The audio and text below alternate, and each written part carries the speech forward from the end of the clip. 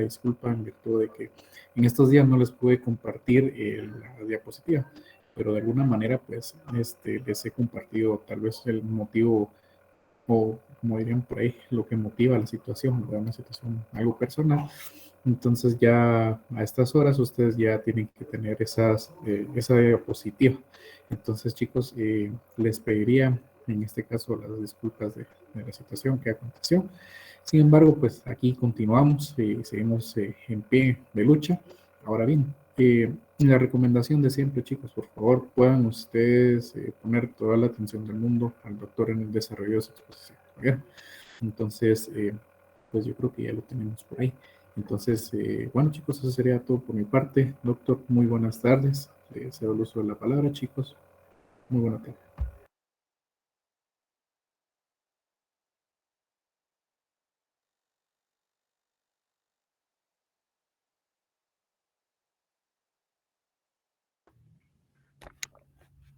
Muy buenas tardes, muy buenas tardes tengan todos y cada uno de ustedes.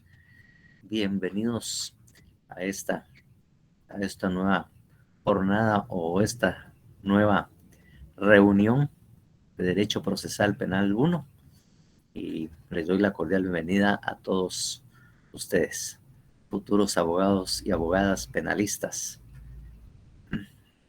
que quieren, ¿cómo se llama?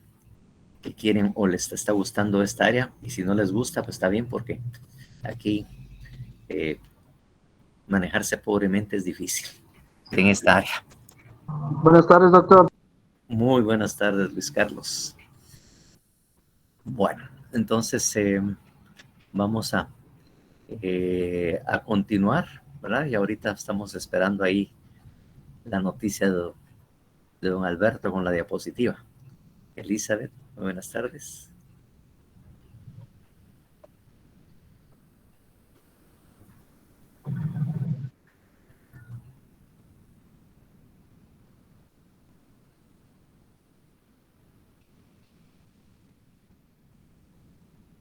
Buenas tardes, Gabriela, Julián.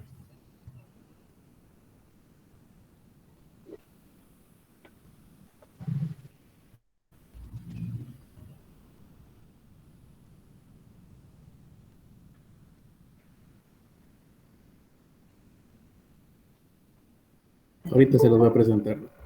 Gracias.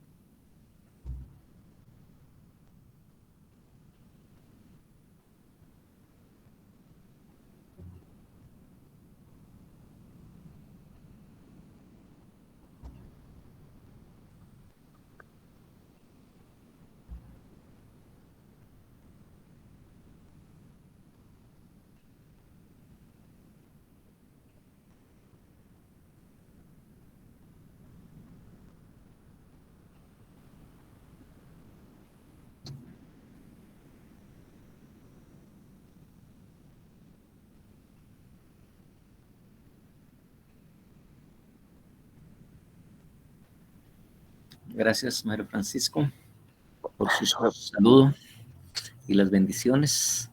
Que el Señor se las multiplique a usted también. Bien.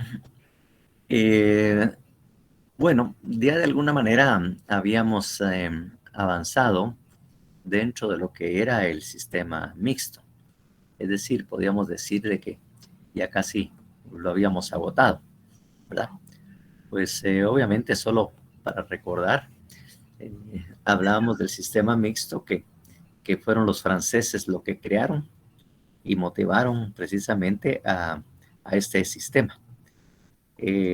Como producto prácticamente, como ya les había mencionado, de lo que es la Revolución Francesa, donde empiezan a surgir los derechos individuales, los derechos del ciudadano, ¿verdad? Los derechos del pueblo empiezan a surgir.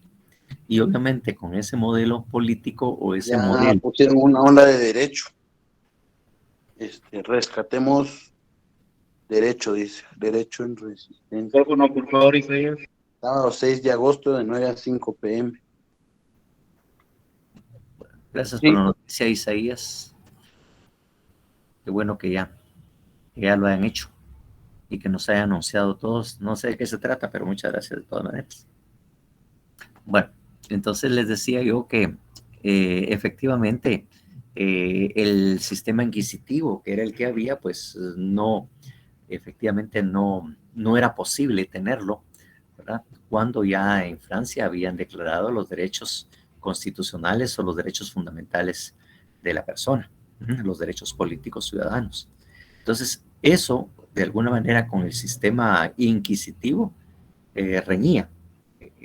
Es decir, no va precisamente con esa promulgación de los derechos del hombre. Entonces, como producto de esto y como respuesta a esto, obviamente se crea un sistema distinto. El sistema mixto o el sistema francés, en donde los derechos individuales de alguna manera ya son protegidos, son más protegidos, protegidos podríamos decir, no más, porque realmente en el sistema inquisitivo no había ninguna protección a los derechos de la persona. Incluso como había estado leyendo, que incluso el tormento o la tortura en el sistema inquisitivo podía utilizarse perfectamente, pues no había ningún problema.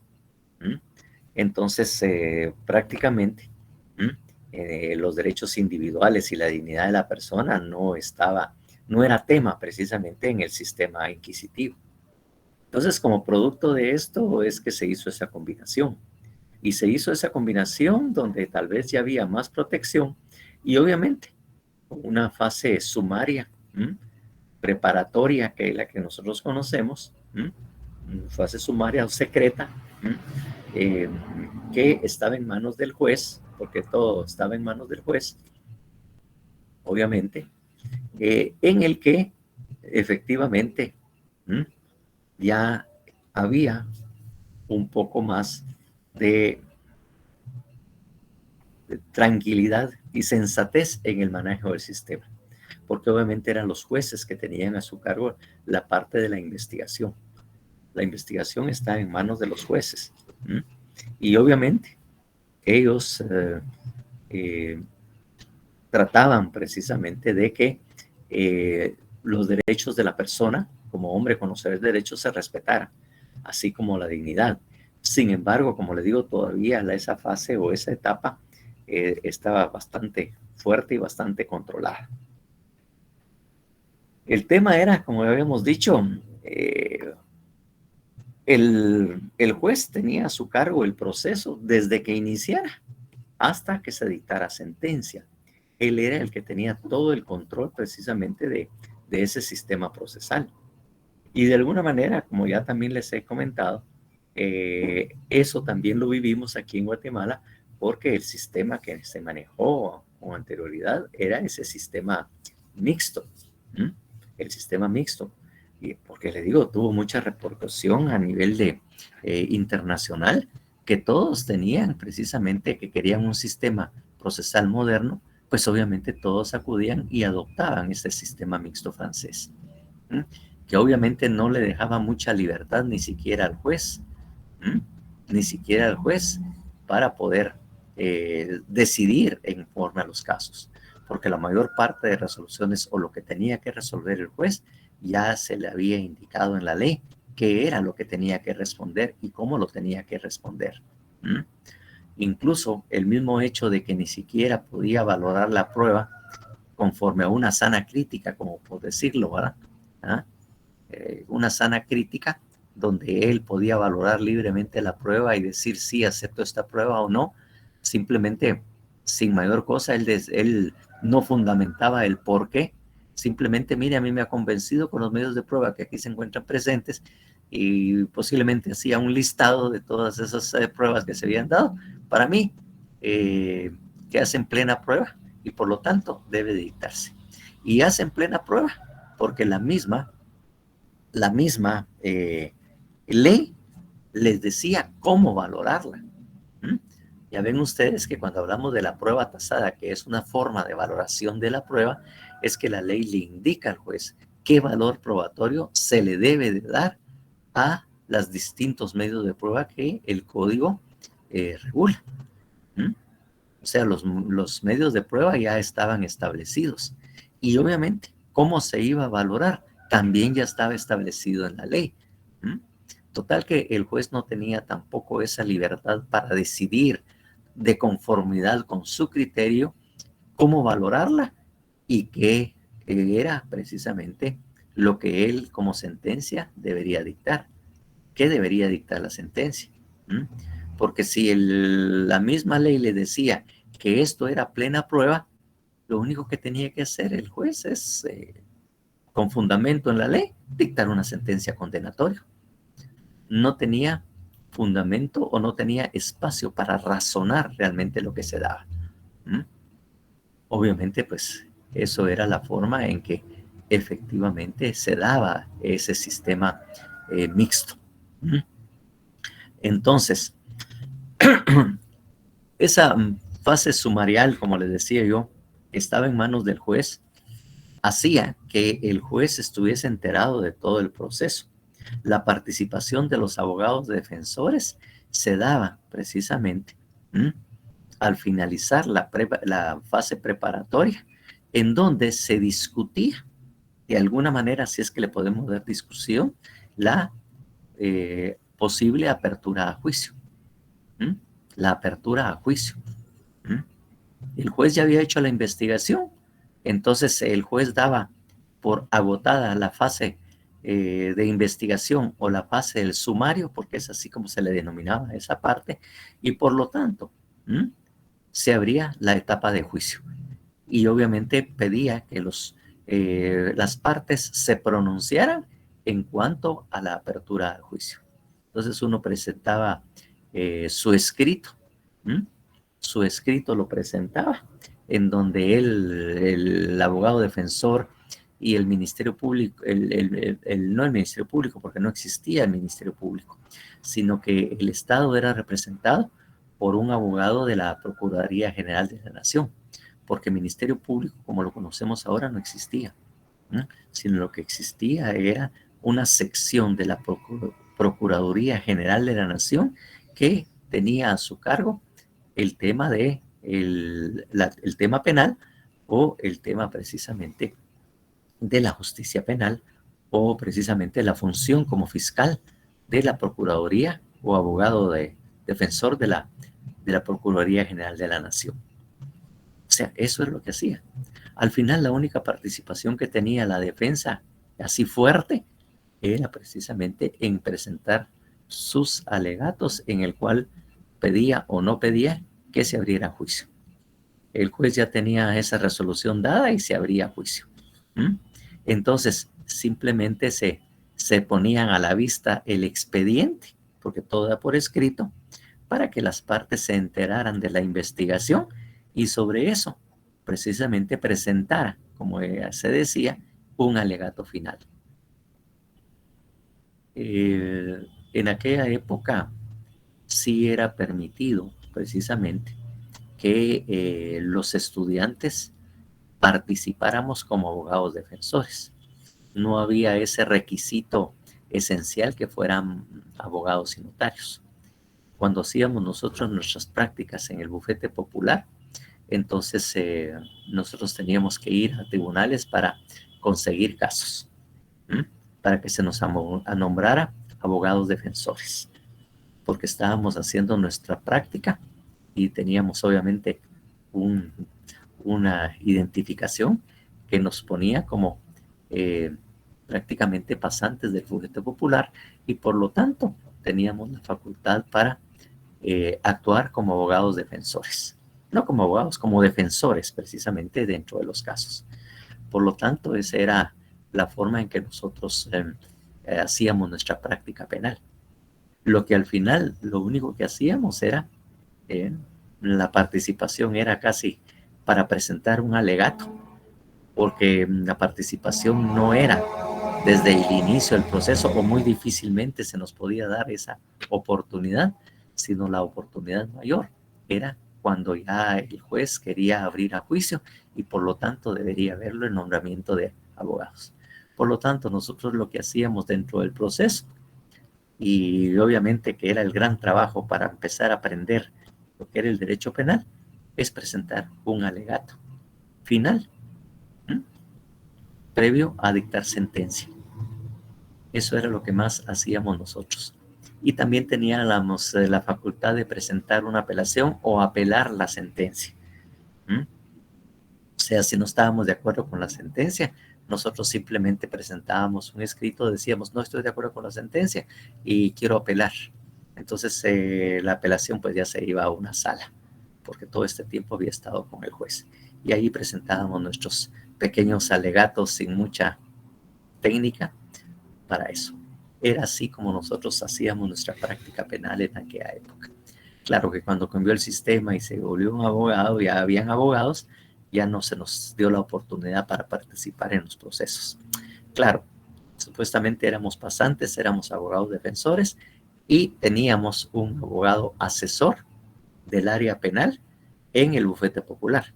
Por lo tanto, nosotros firmábamos el escrito y al final estaba refrendado por el abogado o el abogado del bufete popular o nuestro asesor en el área penal. Y así era como presentaban nuestros escritos precisamente en aquella época. Y esa constituía nuestra práctica penal, ¿verdad? Estando presentes en todas estas actividades y obviamente en algunas de declaraciones de testigos y todo. Bueno, eso era lo que nosotros hacíamos en esa época. Entonces ya les digo, realmente no había mucho espacio precisamente para que se conociera esto. Entonces eso era lo que de alguna manera caracterizaba y que de alguna manera estaba dentro del modelo de Estado o lo que la Constitución de aquella época tenía regulado. Finalmente, como ya dijimos, hubo un cambio. El sistema mixto francés cambia totalmente. Entonces pasamos a la siguiente diapositiva.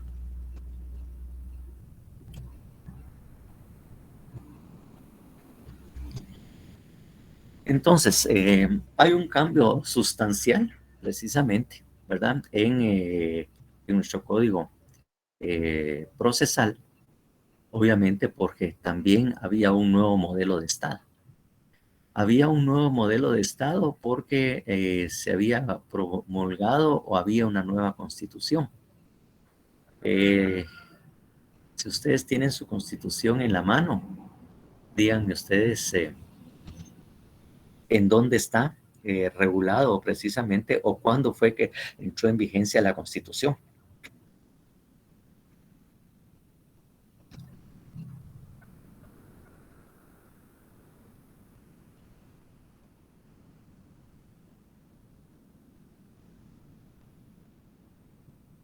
Pucha, 19.836, qué interesante. Este Alan sí que exagera de una vez.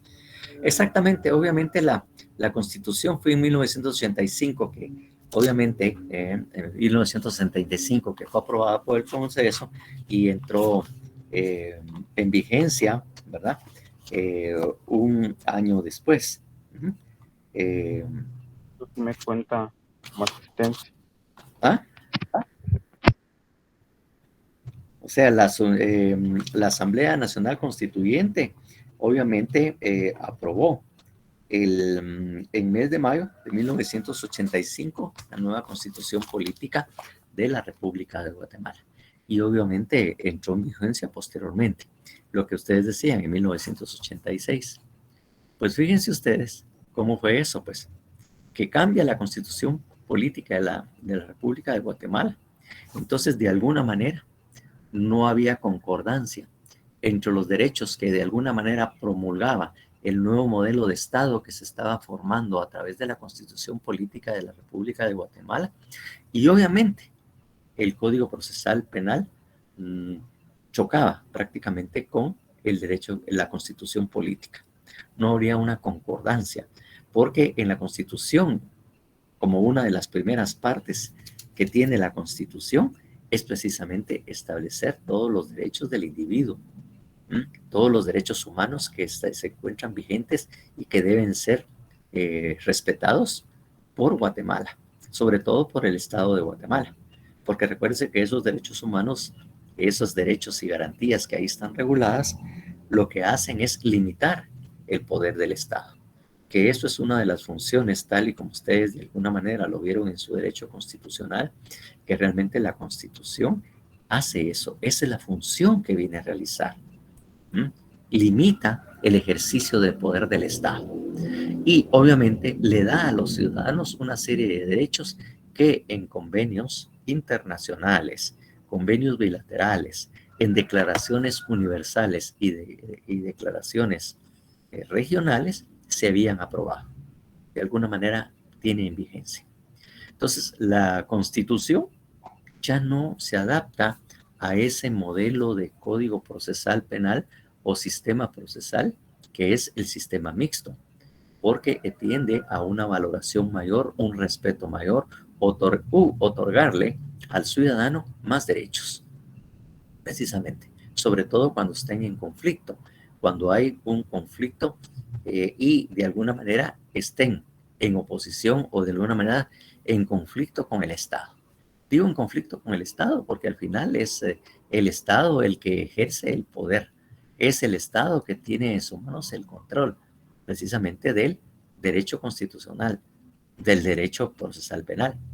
Entonces, hay una, como le digo, concordancia y el Código Procesal Penal responde al modelo de Estado y de alguna manera al modelo constitucional que nosotros tenemos vigente. Tan es así que ven ustedes que nuestro Código Procesal Penal, que ahí se indica, fue prácticamente promulgado en 1992. O sea que en 1992 fue aprobado el Código Procesal Penal. Ahí fue donde precisamente, ahí fue donde efectivamente, ¿verdad? Nosotros tenemos ese nuevo código. Ahí fue el momento precisamente en que se le dio en el 92, que fue precisamente en septiembre de 1992, que efectivamente el Congreso aprobó el Código Procesal Penal. Y en diciembre de 1992 fue publicado en el Diario Oficial. Y como les digo, tardó un poco más en el 93 para tomar vigencia debido a la oposición que existía al Código Procesal Penal nuevo.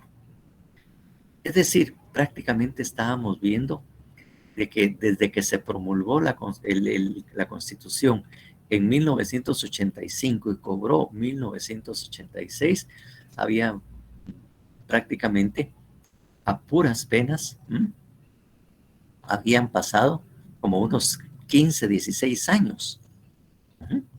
16 años en que había habido una nueva Constitución. O sea, prácticamente, uno dirá 15, 16 años, pero fue bastante rápido, bastante pronta la respuesta que se le debió dar al Código Procesal Penal y crearlo nuevo para hacerlo concordar y que estuviera precisamente en concordancia con la Constitución Política de la República de Guatemala. Entonces fue bastante rápido prácticamente su promulgación. Y obviamente, como les digo, sí hubo oposición precisamente porque, bien les digo yo, y eso es algo que caracteriza a los abogados, y no solo a los abogados de aquí de Guatemala, sino en la mayor parte del mundo, que los abogados somos muy conservadores. Realmente nos cuesta aceptar reformas o la modernización de las leyes. O sea, siempre tenemos oposición, siempre no nos gusta y esto. Y el código, sí, algo así dicen también precisamente. Como le digo, muy conservadores, no somos muy propensos al cambio, a la modificación y todo. Porque ya le digo, vieran ustedes toda la oposición que hubo y todas las discusiones que se generaron alrededor del Código Procesal Penal. Incluso había muchos que decían que el Código Procesal Penal no debería tener los cambios que se le hagan, que eso era un costo muy alto, pues, que lo que debería hacerse realmente es hacer unas reformas. Y incluso habían algunos abogados así ya de cierta edad y que con cierto prestigio que habían elaborado una propuesta de reformas al Código Procesal Penal con el sistema mixto para poder concordarlo. Y que derivado de eso, esta era la propuesta que ellos presentaban. ¿Y para qué cambiar el código? Pues eso no es necesario, pues. No. Eso es gastar por gusto, decía. Claro, cuando sale una nueva ley como el Código Procesal Penal, aquellos que ya se han acostumbrado a trabajar con el anterior código, hace que, o los obliga, los obliga a estudiar, incluso a asistir a conferencias, a pláticas, incluso a alguna tipo de actividad para irse acostumbrando y saber qué hacer, porque no era lo mismo. Claro, en aquel momento también el Código Procesal Penal no era tan oralizado como lo tenemos. Sí era oral, pero había muchas cosas a actualizarse, exactamente. Había muchas cosas que eran por escrito. Ya eran menos que en el anterior. Entonces, que fueran a una audiencia y empezaran a aprender a hablar, era problema. Porque realmente la justicia penal, y al igual que el civil, era para mudos. O sea, pues no se hablaba. Simplemente se presentaban escritos, pues. Y entonces estábamos acostumbrados a escribir y que el juez y que el oficial fuera el que resolviera, leyera y resolviera el caso, pues. Entonces, ese cambio era el que era insoportable. Pero le digo, yo por la experiencia que he tenido en otros países, puedo señalarles que he preguntado y he visto que efectivamente también los abogados en otros países también son precisamente un poco, como dice, se oponen bastante, rechazan bastante rápido cualquier modificación o cambio que se haga a las leyes, muy fácilmente. Por lo tanto, no era solamente en Guatemala donde tenían esa característica, sino incluso, para que miren qué extremo, pues, yo vi ese tipo de actitudes también, incluso en Corea, cuando visité Corea, y la visité en 2 oportunidades, pues, distintas y por distintos motivos, precisamente, pero de todas maneras, de alguna manera con relación, y en relación al sistema de justicia penal. Entonces, ahí también logré confirmar precisamente la existencia. Pero bien, a pesar de eso, pues se dio el cambio. Tenemos un sistema acusatorio formal. Y es un sistema, como les he dicho ya, que está vigente en casi todos los países de Latinoamérica. Nosotros obviamente tuvimos la decisión de ser los primeros a nivel latinoamericano, incluso hasta iberoamericano, porque España, como digo, nunca logró cambiar del todo a este modelo, a pesar de que era un modelo iberoamericano, y sí hicieron algunas reformas, pero no lograron hacer un cambio radical como el que nosotros teníamos. Sí se hicieron modificaciones, pero sigue estando y tiene bastante presencia el sistema mixto. No pudieron hacer los cambios. Y obviamente también por la posición que presentaban también los de siempre, los abogados. Y entonces, pero en Latinoamérica fuimos el primero en adoptarlo. Y eso nos dio un espacio bastante fuerte para poder precisamente estar a la cabeza y tener modelo de ejemplo para los demás países.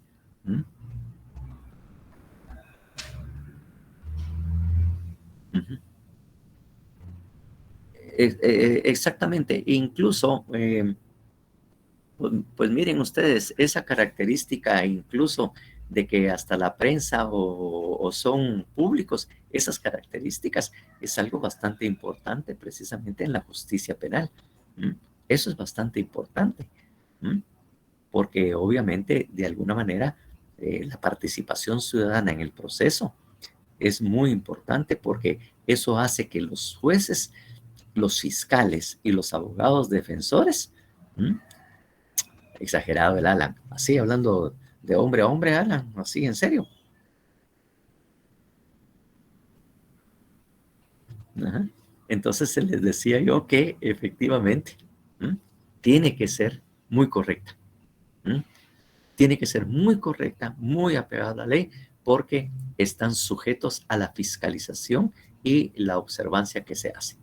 Vean ustedes, por ejemplo, la audiencia de alguna manera está en video y hubo una transmisión en vivo precisamente de la audiencia.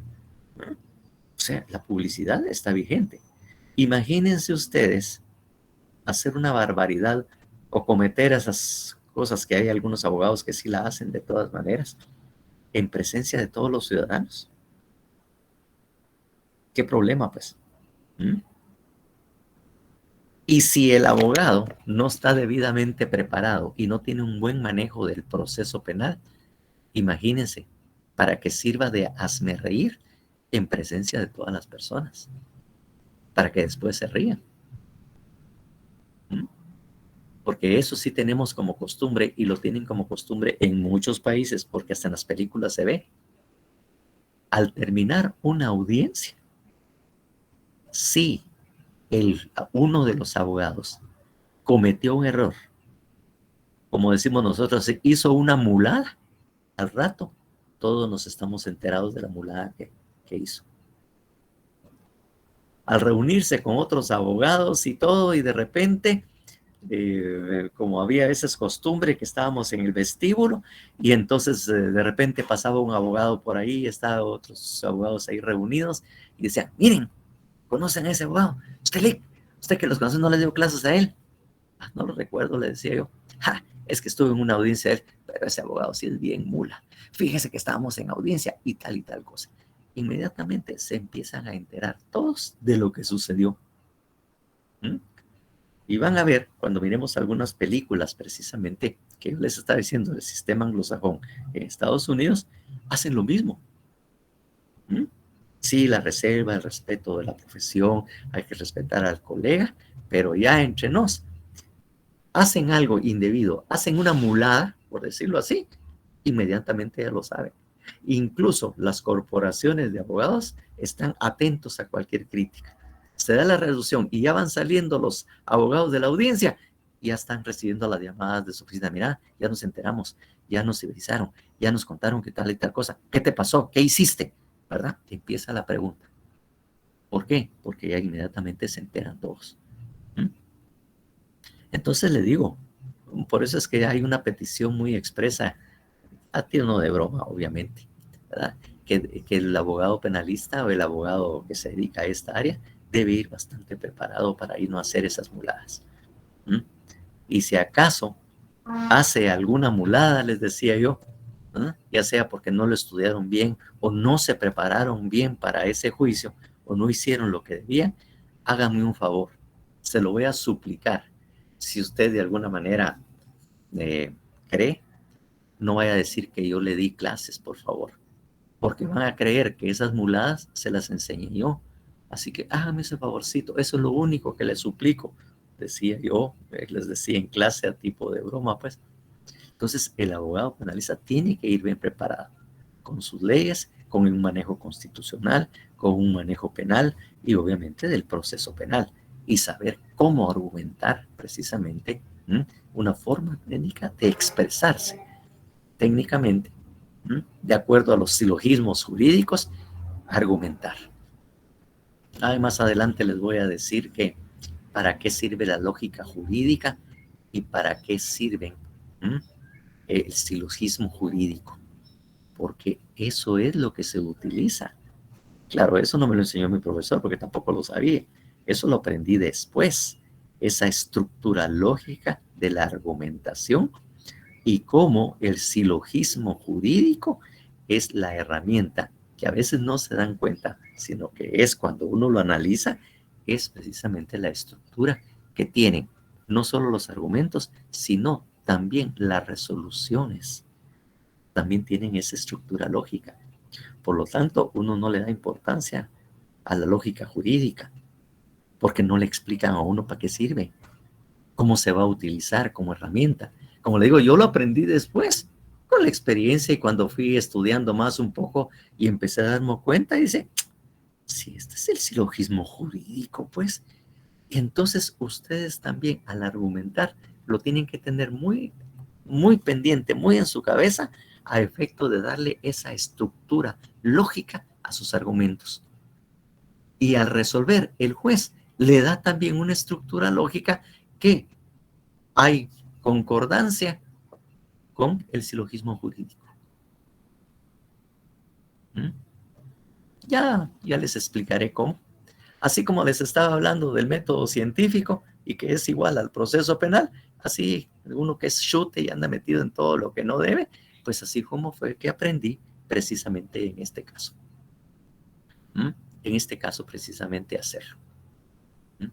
Entonces, bajo esas características,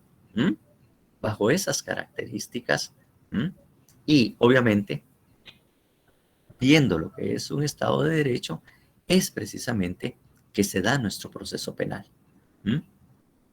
Y obviamente tiene que tener todas esas características y respeto a esos derechos. Y aunque no se crea, el sistema anglosajón también tiene esa protección a los derechos individuales y a los derechos humanos.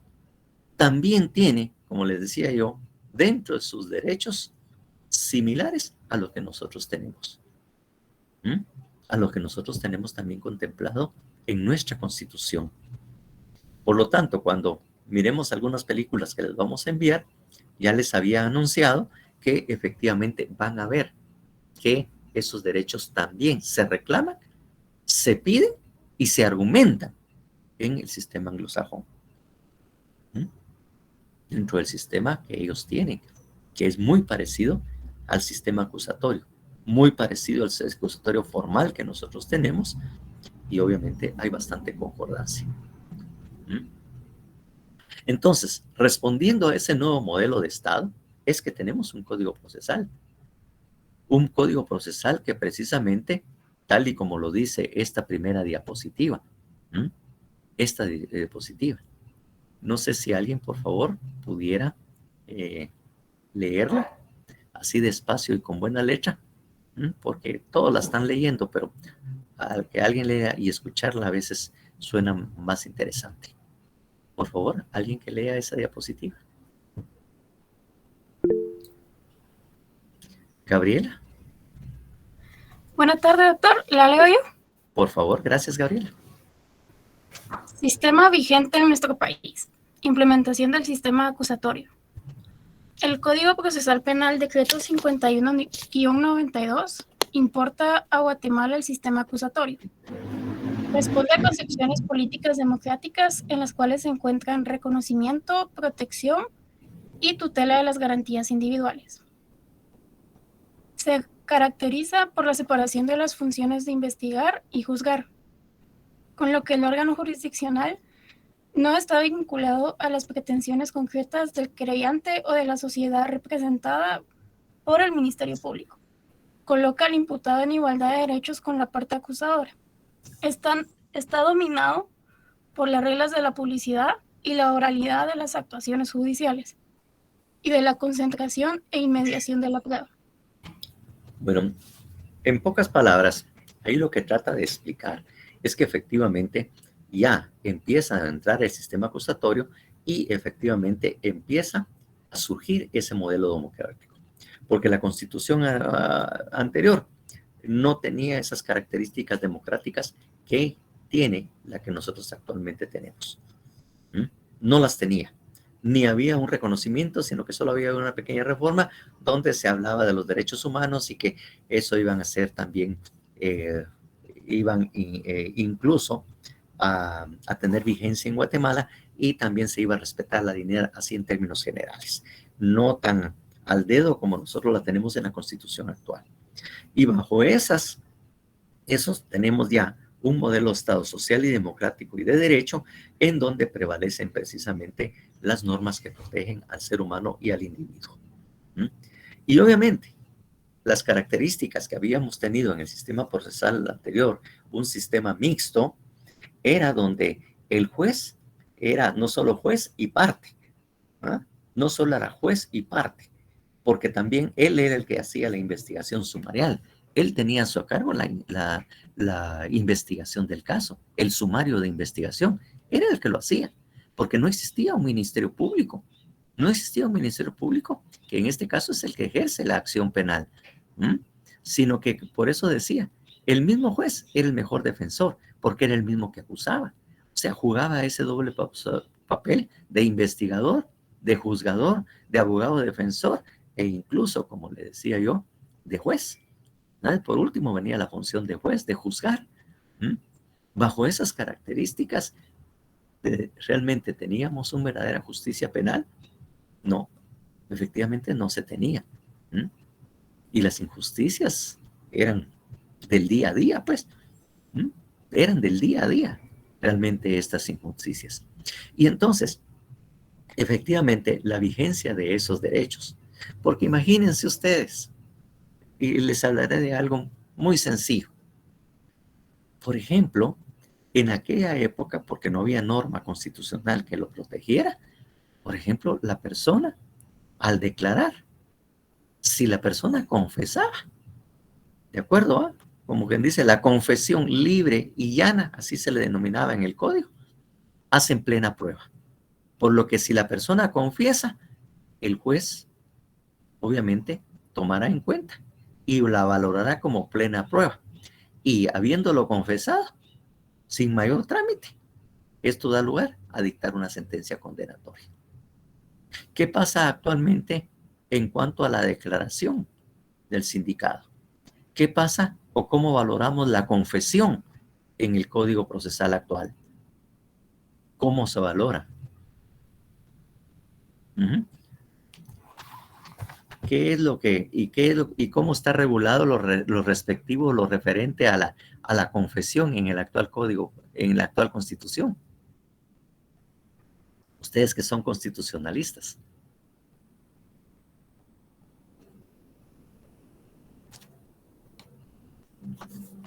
Eso era un fuero especial. El procedimiento era, incluso los jueces ni siquiera uno los conocía, sino uno presentaba sus escritos al lugar donde estaba, al juez de esos tribunales especiales, y uno presentaba esos escritos ahí en la comisaría, ¿no? Porque ni uno conocía a los jueces, no sabía quién eran los jueces, no sabía uno realmente mayor cosa, ni sabía uno cómo se aportaban las pruebas para poder, para que se sancionara a la persona. ¿No? Eso era de lo peor que había. Si el Código Procesal en ese momento ya era terrible por la forma en que no valoraban y respetaban los derechos, el fuero especial, de veras se fueron al fondo de una vez, tocaron fondo. ¿Cómo se toca? Pues sí les decía, o cómo se valora realmente ahora la confesión.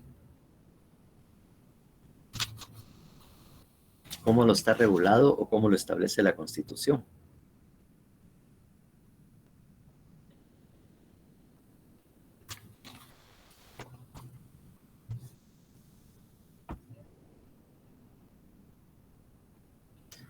Aparte la ley de aceptación de cargos. Aceptación de cargos, ahí vamos a hablar un poco de eso.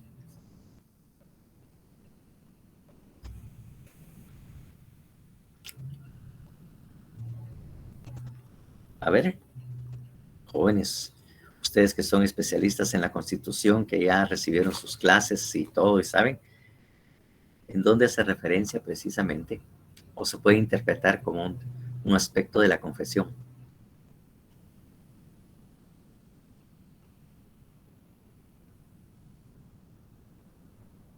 ¿Será que están ahí o están dormidos y no quieren, no tienen ganas de participar?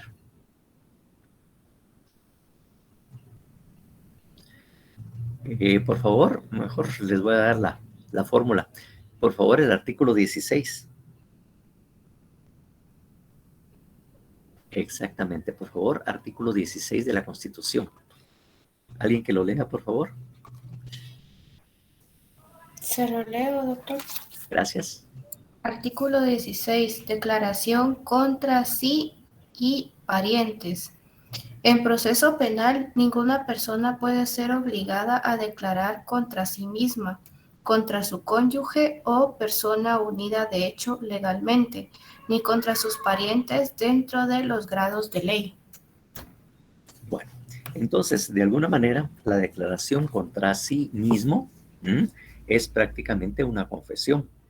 Por lo tanto, como nadie puede estar obligado a declarar, realmente una confesión no es válida. No es válida.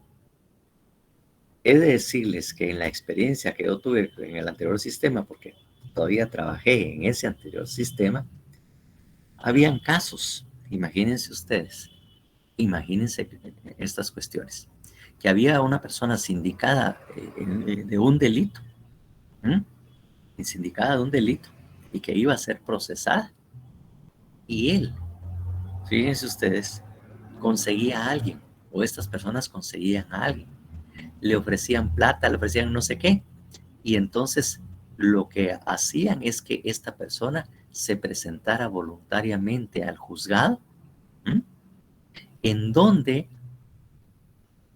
él pedía ser oído porque quería declarar en este proceso y que él ya no quería problemas porque él es el que había sido. Entonces venían inmediatamente, el oficial, el juez obviamente aceptaba, él venía y confesaba el delito. Y como la confesión era plena prueba, y lo que hace es que se tendría que dictar una sentencia en un plazo bastante corto, entonces era una forma que muchos de plata, o que tenían dinero, o todavía medios, se excluyeran de caso. Yo tuve 2 casos en esa manera. No fue que yo, sino que me di cuenta que eso estaban tratando de hacer. Incluso, ya con el nuevo sistema en el que no conocían el proceso penal, el proceso penal, porque claramente el proceso penal regula eso de la confesión también, que ¿cómo se llama? Que lo intentó hacer cuando tenía muy poco tiempo el proceso penal en este sistema de estar vigente. Y obviamente le dijeron que no era posible, pues, porque primero llegó a tribunales a confesar. Entonces en tribunales le dijeron, mire, disculpe, pero nosotros no investigamos. El que investiga es el Ministerio Público. Si usted quiere declarar o confesar lo que usted quiere, vaya al Ministerio Público, pero el juzgado no recibe esas declaraciones, pues. ¿Por qué? Porque el juez ya en este sistema, él solo se encarga de juzgar. Él no investiga. Él no hace ninguna investigación. Él al final es un juez, es el que resuelve el conflicto, el que resuelve todos los problemas de forma o de fondo que se dan dentro del proceso. El que hace su investigación es el Ministerio Público. Entonces ahí teníamos ya algo nuevo. Era el juez. Está excluido de cualquier investigación. Y en algunas veces sí se le acepta, pero casos contados y por razones fundamentadas, que él incluso proponga medios de prueba. Pero de ahí, simplemente el juez está oyendo y resolviendo. Nada más, esa es la función. En cambio, en esa época teníamos esto. Era la confesión. Hay una diferencia sustancial en lo que es una confesión y una aceptación de cargos. Esa aceptación de cargos ya la tenemos nosotros, no en la forma en que en la forma en que se reguló en esta última reforma o en esta última propuesta que se hizo, porque esa aceptación de cargos solo era aceptada cuando se pedía o se negociaba con el Ministerio Público un procedimiento abreviado. Un procedimiento abreviado. Claro, la aceptación de la ley de aceptación de cargos es reciente, pero la aceptación de cargos de hecho ya se hacía. Ya se hacía cuando estábamos hablando de un procedimiento abreviado. El procedimiento abreviado tiene ciertas normas. Hay que hablar con el Ministerio Público, pero para que se acepte el procedimiento abreviado, la pena, a criterio del fiscal, no debería exceder de 5 años. Si a criterio del Ministerio Público la pena a pedir o exigir no pasaba de los 5 años, entonces sí se puede tener un procedimiento abreviado, en donde efectivamente se formulan los hechos, se le hace toda la imputación y la persona puede efectivamente negociar con el MP un procedimiento abreviado. El Ministerio Público puede decir no. El procedimiento abreviado lo que hace es que sí hay posiblemente fase preparatoria muy limitada, pero no va a haber juicio o debate y se va a dictar inmediatamente la sentencia. Eso es lo que se regula como procedimiento abreviado. La aceptación de cargos como está actualmente, o sea, ahí, como le digo, en esto, se me había olvidado decirles, no hay una confesión. Él no está confesando culpable. Ahí no se está precisamente discutiendo si es culpable o inocente. Ahí lo que está diciendo realmente la persona es: acepto los hechos imputados y los cargos que manifiesta el Ministerio Público y que de alguna manera ha fundamentado en la audiencia. Eso es lo que está diciendo. No está haciendo confesión alguna. No está siendo confeso. Bien, en cuanto a la ley de aceptación de cargos, esto opera también precisamente en el sistema anglosajón, esa aceptación de cargos. Y todo básicamente en que, como ya les había anunciado, en el sistema anglosajón no hay una primera declaración, hay una imputación de cargos, una imputación de hecho. Con fundamento a lo que el Ministerio Público y la Policía Nacional ha investigado en esa investigación preliminar, porque es una investigación preliminar, hay una audiencia ante el tribunal en el sistema anglosajón. Ahí, en el sistema anglosajón, lo que hace el Ministerio Público es imputarle y decirle al juez de qué está acusando a la persona. Mire, yo lo acuso por tal hecho. Y para llegar a esa conclusión, nosotros decimos, ahí se enumera. Parte de eso es todavía lo que se hace en la primera declaración. En esa primera parte lo que hace el Ministerio Público es la imputación, ¿verdad? De los hechos. Le imputa los hechos o le imputa los cargos, y qué es lo que como investigación preliminar tiene él, en el cual fundamenta de que la persona podría ser culpable y hay necesidad de ligar a proceso para una mejor investigación. Entonces el Ministerio Público también durante la primera declaración de alguna manera hace eso. Le señala todos los hechos contenidos. Salvo que aquí, como es primera declaración, lo que hace el juez posteriormente es decirle, mire, tiene derecho a declarar, ¿va? ¿Qué es lo que usted tiene que decir acerca del hecho? ¿Quiere o no declarar? ¿Se puede abstener o declarar? Usted es libre de decidir qué quiere hacer. Allá en el sistema anglosajón, una vez que se ha imputado los cargos por parte del Ministerio Público, porque existe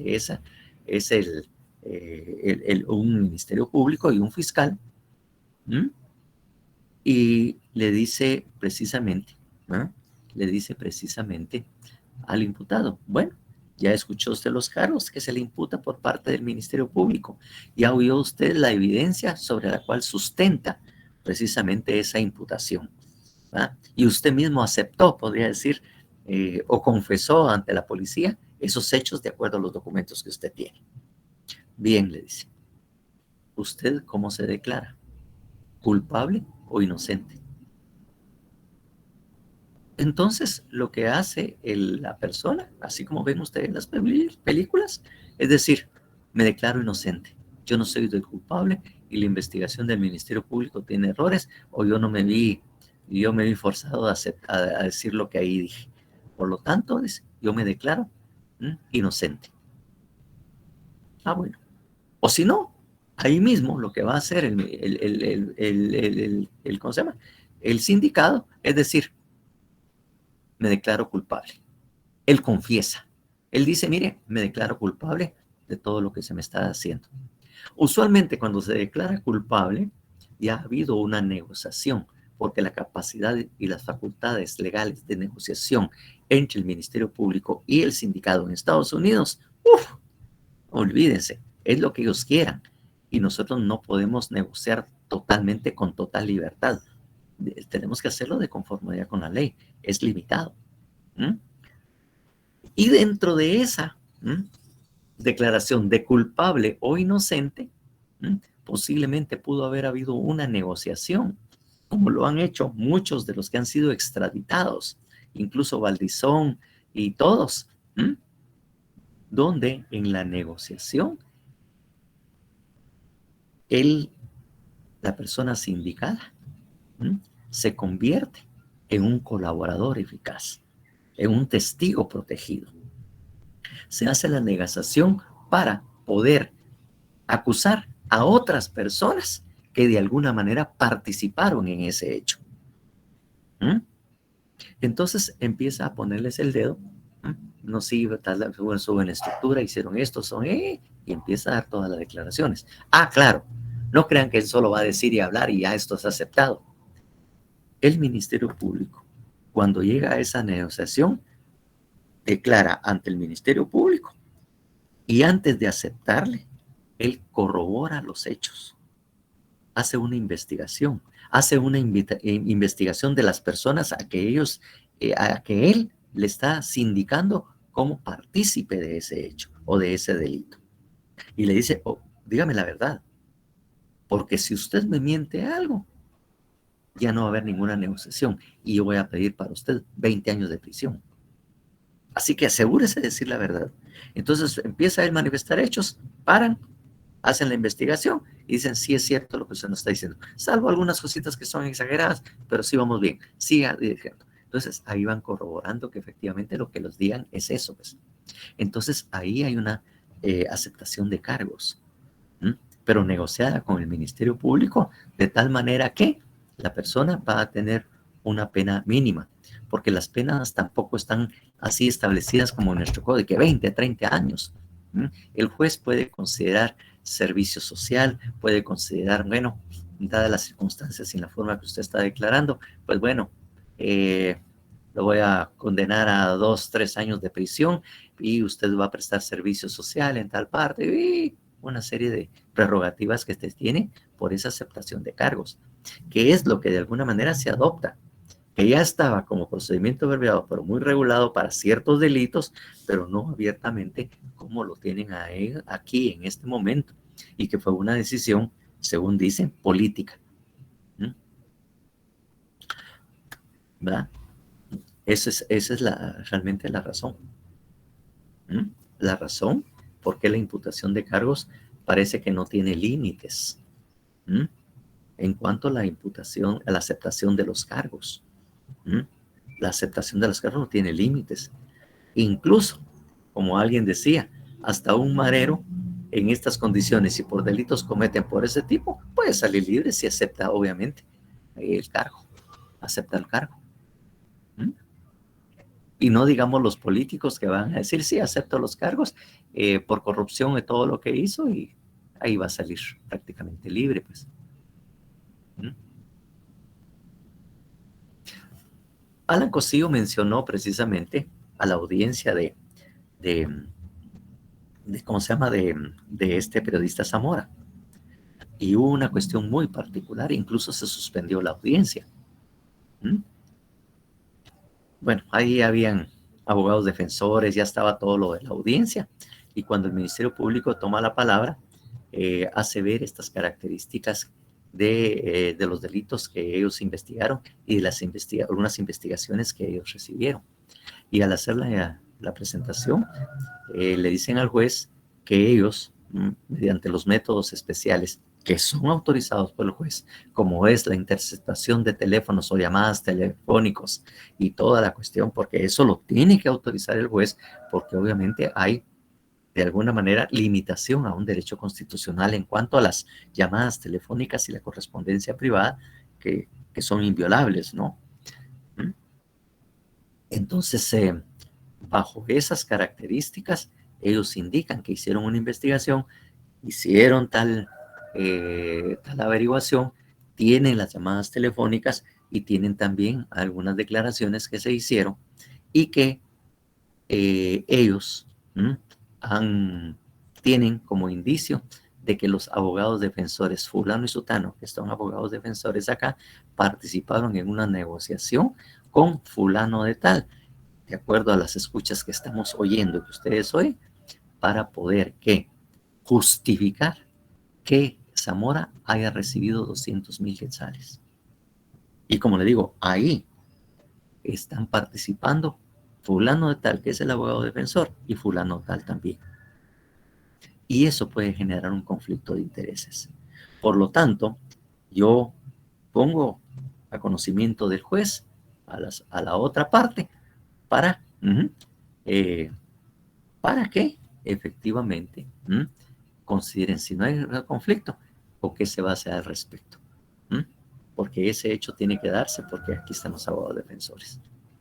Entonces ahí es donde se da y todo el conflicto y toda la cuestión, que finalmente dicen, bueno, entonces vamos a cambiar los abogados que yo tengo y los abogados que están, pues porque de alguna manera, parece que de alguna manera van a también ser sindicados por los hechos, porque ellos también sabían y tenían conocimiento y estaban urdiendo un plan cual hay pruebas, urdiendo un plan para justificar ese dinero y qué se hizo ese dinero.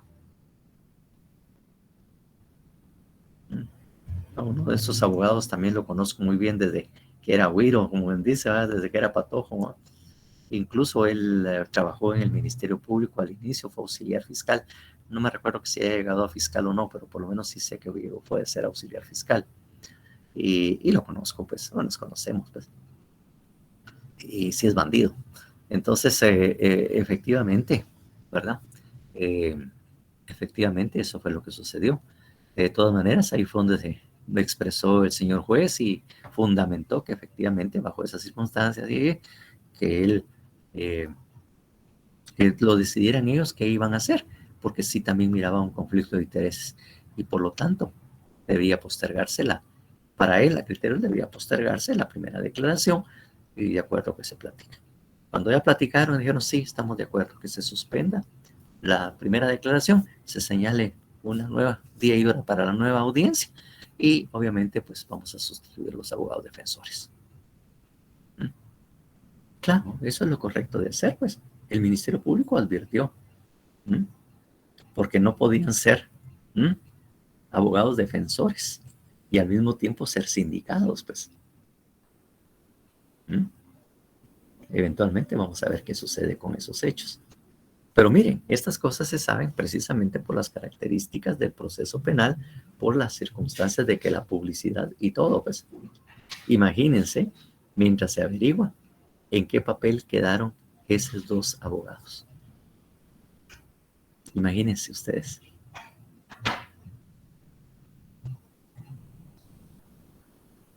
Prácticamente son también sindicados, pues, cosindicados.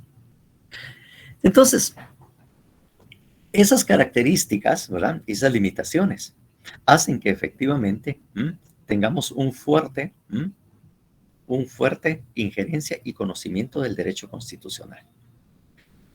Obviamente, de esto vamos a hacer bastante énfasis porque el punto que vamos a desarrollar a partir del martes, de conformidad con el programa del curso, es precisamente lo que es el derecho constitucional en el proceso penal.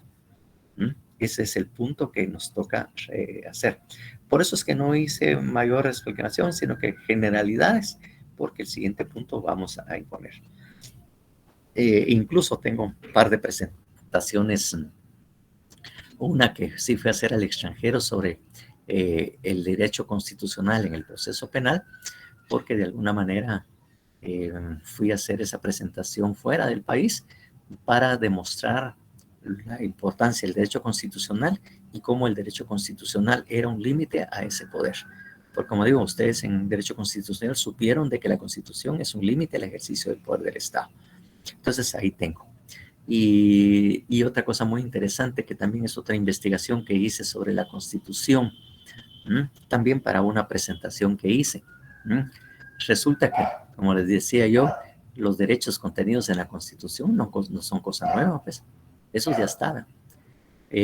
Si vemos históricamente, esos derechos, redactados en forma distinta, con un lenguaje distinto, resulta que derechos similares ya habían sido declarados como ley o como derechos de la persona en Guatemala.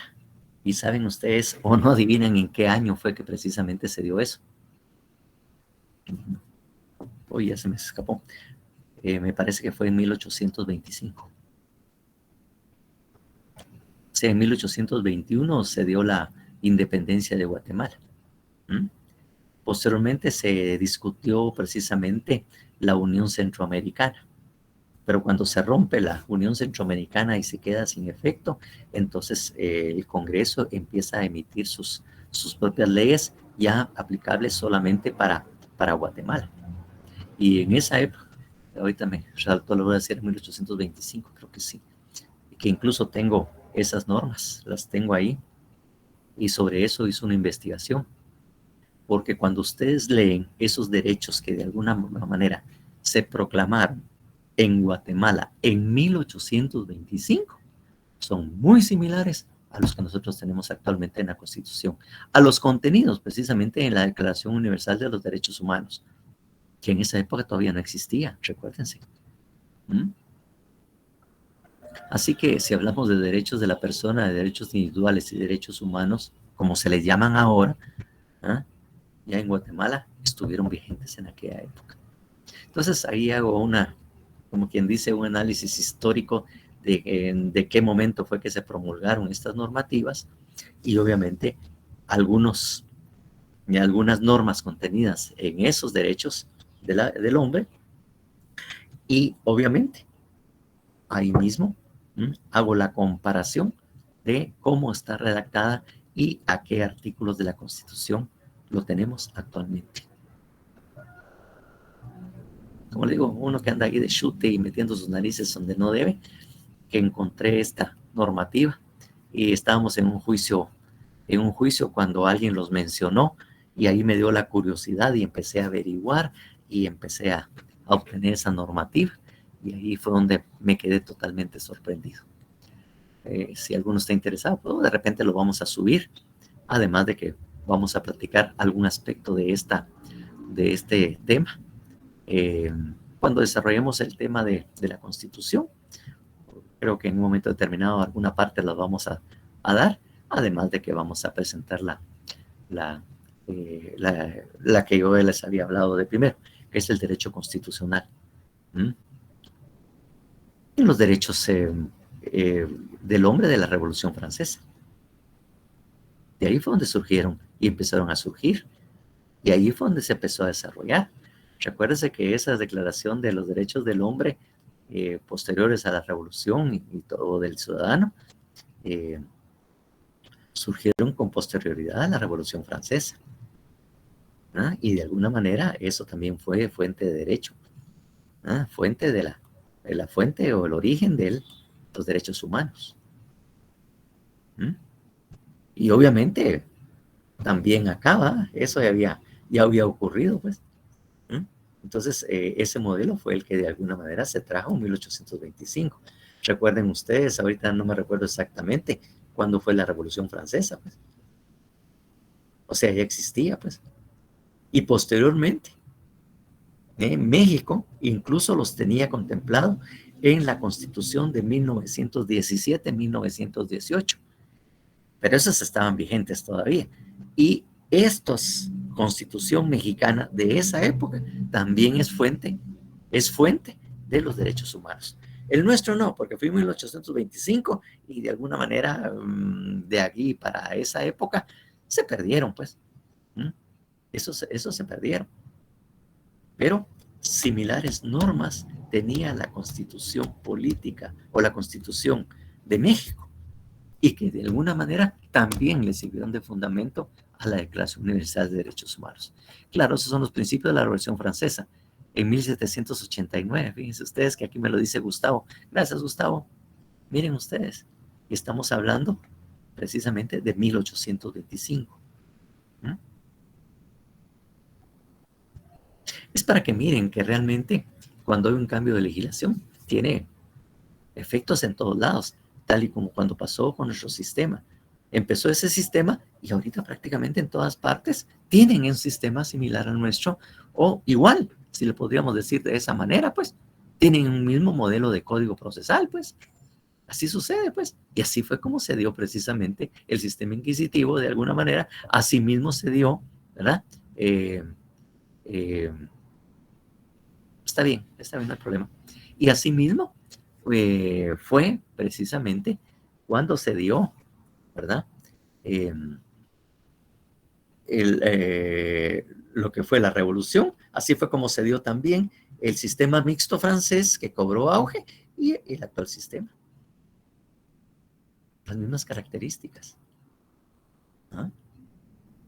Entonces, señores, eso es lo que tengo que decirles y qué es la importancia y por qué tenemos como algo muy importante de analizar y estudiar es nuestra Constitución Política de la República de Guatemala para el ejercicio del derecho penal o el derecho procesal penal o el derecho penal en Guatemala.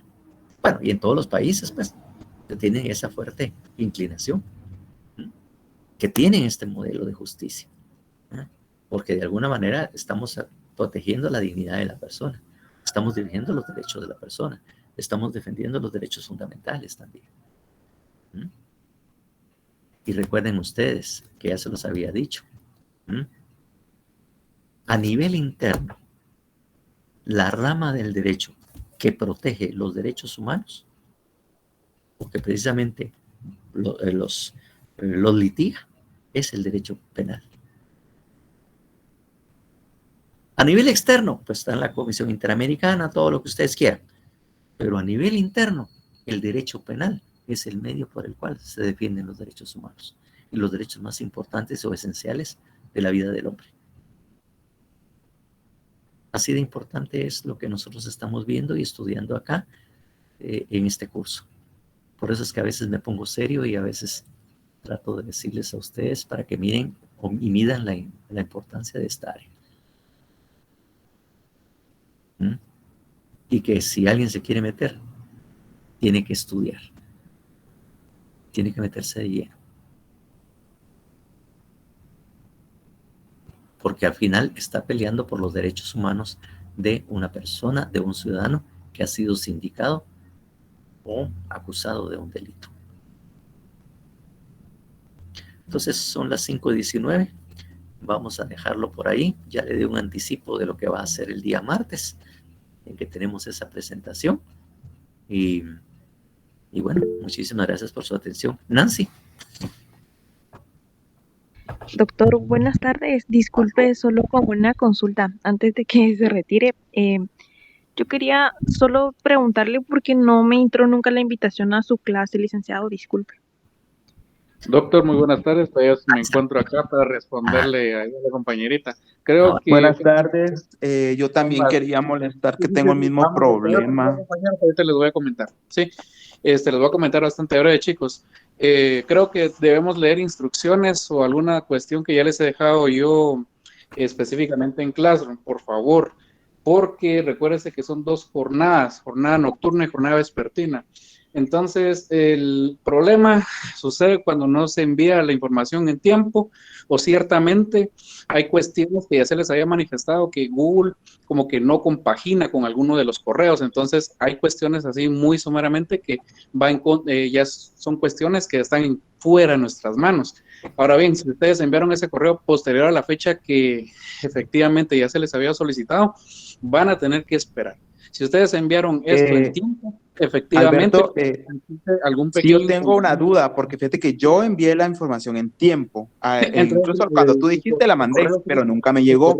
El correo puede ser que no compagine el institucional con tu cuenta. Entonces, en ese orden... Pero yo sí me encargué de que fuera ese, y también te escribí en Instagram varias veces, pero nunca me respondiste. Sí, pues, lo que pasa es que tengo acá un poco más de 800 alumnos en ese sentido. Sí, entonces, lo que yo les recomendé especialmente, por favor, es que si ustedes no pueden ingresar de forma directa, tienen el enlace permanente. Ustedes pueden ingresar ahí. Yo sí puedo entrar. El problema sería, mucha atención con eso, que efectivamente ustedes no se encuentren en el listado de forma preliminar que nosotros tenemos.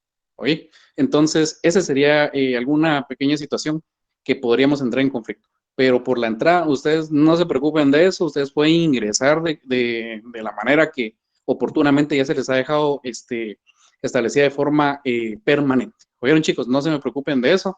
Yo, como ustedes se han dado cuenta, me encontré en una situación bastante difícil. Sin embargo, trato de apoyar en lo que humanamente me sea posible. ¿Estamos? Entonces, por favor, toda esa información no es con el doctor, es conmigo, ¿sí? Entonces, preocúpense si no aparecen ese listado preliminar. Contrario, pues ya primeramente Dios, yo espero tener el tiempo. El día, creo yo, el domingo o el día lunes, con mucho gusto, pues pueden verificar ustedes el listado preliminar, que ese es el que realmente vale, como quien dice, es el que realmente vale acá. Eso de las entradas, ustedes despreocúpense de eso, no tengan pena de eso, nosotros siempre, o por lo menos desde mi perspectiva, yo les voy a estar apoyando. ¿Estamos? Entonces, toda esa información, por favor, me la pueden trasladar a mí. Y recuérdense lo que les había comentado, son 2 jornaditas, tengamos paciencia, ¿sí? Por favor, yo se los pido de la manera más atenta y respetuosamente posible. ¿Vieron, chicos? Entonces, si no están en ese listado, de igual manera se pueden comunicar conmigo.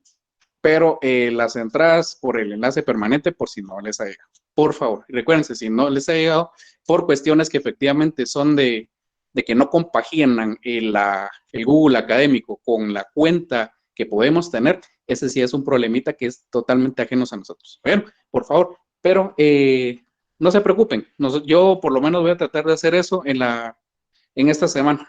Sí se me ha complicado mucho por cuestiones muy personales, de alguna manera se los exterioricé, entonces por favor, oigan, no se preocupen de eso. Ya ahí vamos a nosotros cómo les apoyamos o en lo personal veo cómo le hago para apoyarles. Oigan, no se preocupen de eso, chicos, por favor, estamos. Eso sería todo, Doc. Perfecto. Entonces, así quedamos. Nuevamente, pase buena tarde, nos platicamos. Nos vemos. Feliz tarde, doctor. Feliz tarde. Feliz tarde, doctor. Bueno, nos vemos. Feliz tarde. Saludarles. Feliz tarde, doctor. Feliz tarde, María Los Ángeles.